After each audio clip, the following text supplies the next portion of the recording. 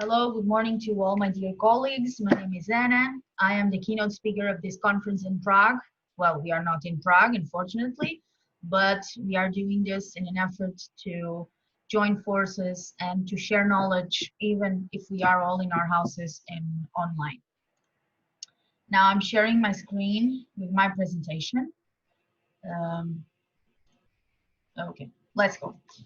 So my title is Mentoring the Possible Future of Higher Education for this 9th International Conference on Research in Life Sciences and Healthcare. And my name is Anna Saldanha. A little bit about myself. I'm a professional translator since 2008. I work with English, Portuguese, and Spanish languages.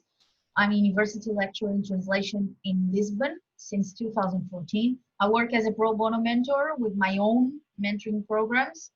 I'm an associate board member and international ambassador of the International Mentoring Association in the United States. And I'm a member of the advisory board and of the technical committee of Teaching and Education Research Association, TERA, with Prague. So thank you so much to all of you. Now, I found this very nice sentence. The heart of mentoring, getting the most out of life, isn't about how much you keep for yourself, but how much you pour into others.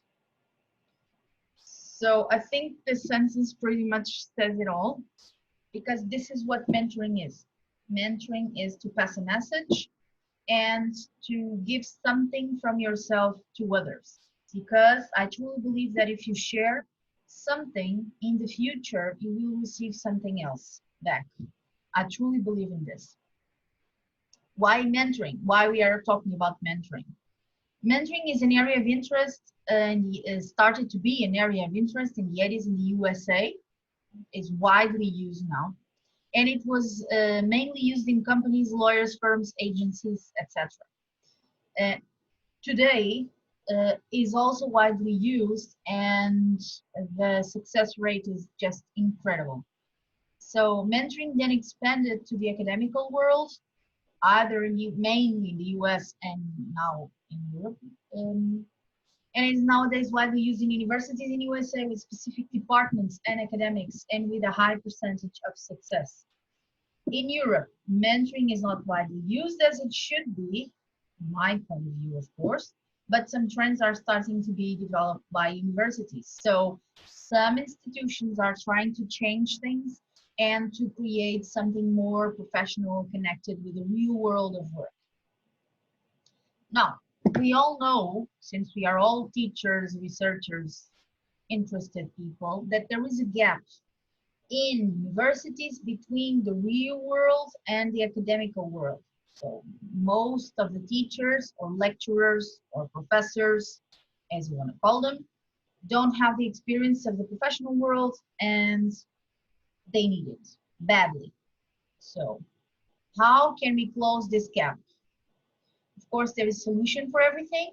As we say here in my country, there's a solution for everything except for death.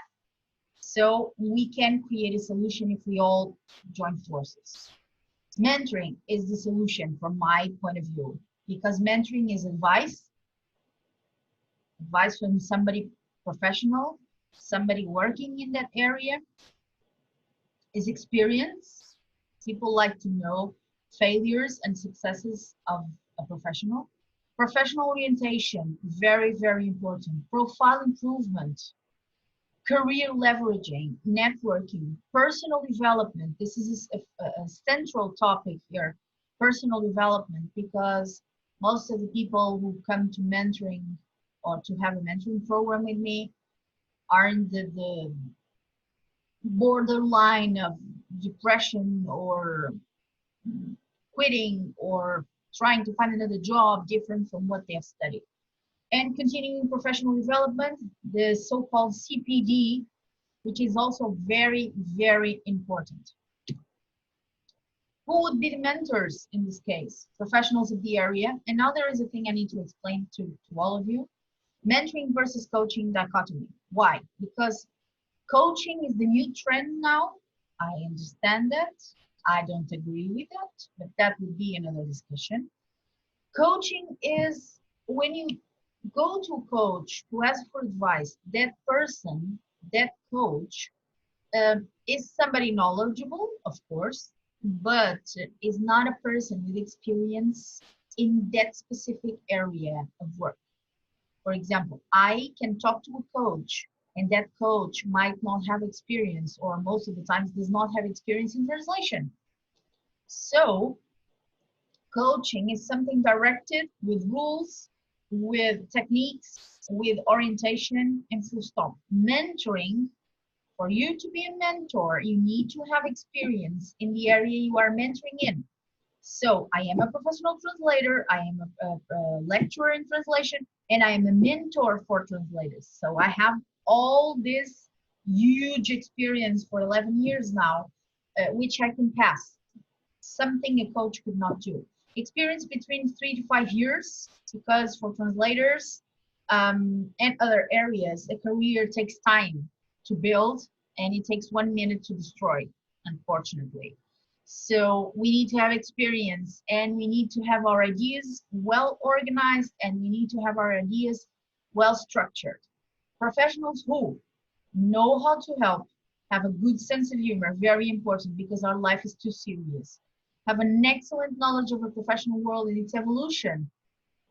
A person who can share a message. Sometimes there are conflicts in mentoring programs, and the mentoring program just ends abruptly because there's no bonding. People who are positive, not only in this time we are living regarding coronavirus, but we have to be positive. Otherwise, our career is not going to work. And aren't afraid of the future competition. This is very important. I'm not afraid of training my future competition because I know what I can do, and I'm a very strong person in my area of work. So we need to be assured that we want to share knowledge. Okay?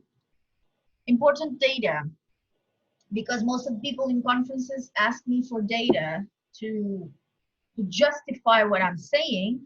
So I gathered some data, and these are some examples of mentoring programs I've done as a mentor. And you can see the names of the people in the first column. In the second column, you can see the academical background of all of them. These are 7 programs. I've done a lot more, but I chose 7 only. Working area of all these people, you can see none of them work in the translation world. So these are examples from the translation world, okay?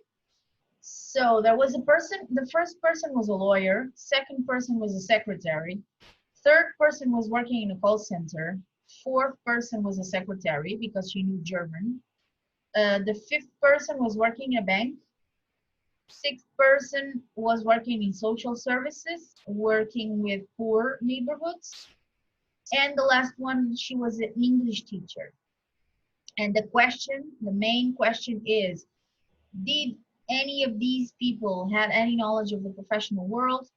No, none of them. They knew nothing. When they came to me, they knew nothing.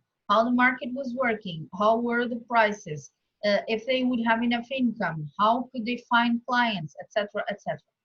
Now, after the program, same people, same academical background, as you can see, mentoring program, 3 months, 1 session per week, through Skype or WhatsApp or other kinds, emails asking me stuff, or messages to my phone. And now the question is, are they working as translators? Because we all want to know what were the results, not the process, of course, but what were the results. And now, as you can see, in 7, 5 of them are working as translators, 4 of them full-time. So they quit their jobs and they started the career in translation, and they live from their work as translators. And now number 3, it's a girl. She's not a translator because she was a bit afraid of the income, and she chose to have a job from 9 to 5. And number 6, JS, is a guy, and he had a problem because he only wanted to translate games, video games. And I told him that was not feasible because you cannot live with only 1 or 2 clients. You have to have lots of them, as we all know as professionals. So he said he was going to continue to work in his area, social service in poor neighborhoods, and because he was only interested in video games. He was not interested in trying other areas. So this was a problem for this person because he was afraid. He was not interested in learning something new, which is a shame, of course. And we are always open to learn new things. Now, if mentoring was used in universities, and that's my flag, I'm always trying to say this everywhere I go. Students will know if they are in the correct area of studies because we all know this happens. People go to their BAs with a certain idea, and then they get there and they say, okay, this is not for me. It would avoid frustration and stress. As I was saying in the beginning, people come to me very stressed, depressed, and thinking like, I studied so many years and now I have no job. Would show the real professional world, very important. People like to know this. Would be a help for future professionals in their preferred areas, of course. Would create a practical side of each area of study, so we would do something different. And we would allow the students to have direct contact with established professionals in the area, also very important, not only academicals. The university would be closer to the professional practical world, which is something we know it does not happen nowadays. And students would not be only numbers, because we know that we are all of us fought for a grade. In Portugal, grades are from 0 to 20. If you have a 10, it's a pass borderline. So above 10, the things get better.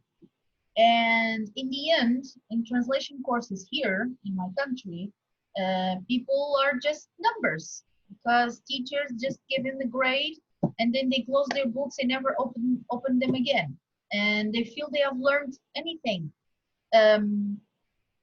because they feel they just learned everything by heart, just read stuff, and then they went to the exam and then they spit out everything. Excuse me for the expression. They spit out everything in some sheets of paper, and then in the end they have a grade, and that's it, and they feel they know nothing. So please, all my colleagues who are listening to me in this conference, who are willing to use mentoring, and if you need any help, just contact me. And it's amazing, the results. So you can help your students, you can help your colleagues, and they will become better professionals. They will become better people. They will become more understandable of the real world, which is what we all do. Therefore, please try and be mentors, because you will learn a lot. You will gain a lot with that. Thank you so much. So now I'm going to share my email.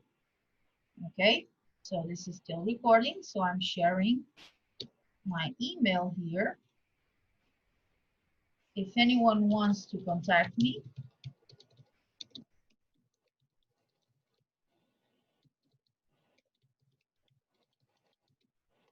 anytime. You can also search for me on LinkedIn, okay, because I'm always there. And please do contact me if you want to try and mentor your students.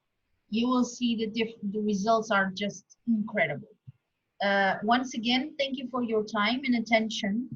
And I truly hope I have passed a positive message, something new for some of you, something not that new for any other of you. And please try and change something, because if we don't change anything, the world will never change and we will never be able to help somebody. Because if you help, you will receive something in return. Okay? Thank you so much to all of you for listening to me and for taking the time to listen to this presentation. And I hope to see you all in person sometime in the near future. Thank you so much.